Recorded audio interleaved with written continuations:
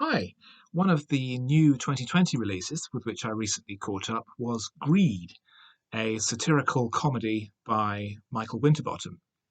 Now, he has a track record of making a number of films that tackle serious and important issues like In This World, Welcome to Sarajevo. And with this film, he hybridizes that with his ongoing series, The Trip, with Steve Coogan and Rob Brydon, where they visit exotic locales and their restaurants.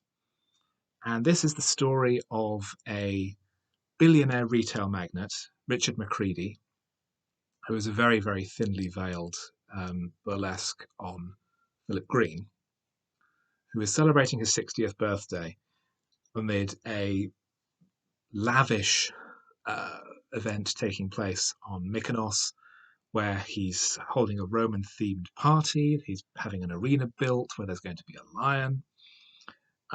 He's enlisted a journalist to write his biography for him, and all these various characters are clustering together. We also see in flashback and through other plot threads the story of how Macready became so wealthy, and it's largely through salesmanship, exploiting people, and bullshitting. The through line of the film is clearly trying to uncover the nature of how people like Macready and Green become fabulously wealthy and utterly corrupt and utterly loathsome um, through entirely legal means, through exploiting people in foreign countries, through driving tough bargains and completely ignoring the consequences of these. Because if they're cutting the cost of fast fashion, it means that the suppliers aren't earning as much, which means that they're not paying the producers as much, which means that they're not paying the staff as much, which means that the staff get laid off and their children go hungry. Everything has consequences all the way down.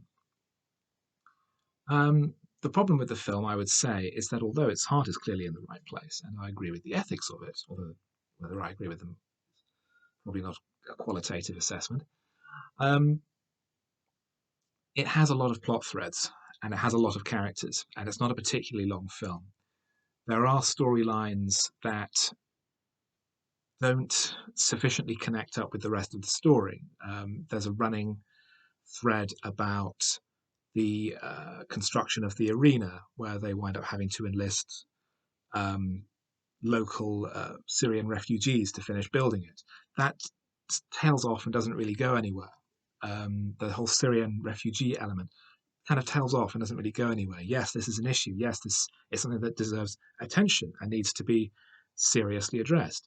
But Winterbottom is busy throwing so many different elements and so many different issues at the story. There isn't a clear through line.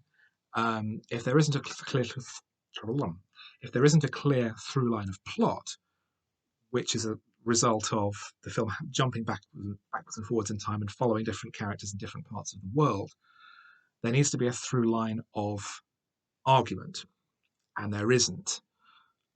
There's too much extra stuff being bolted on that needs time for itself to breathe.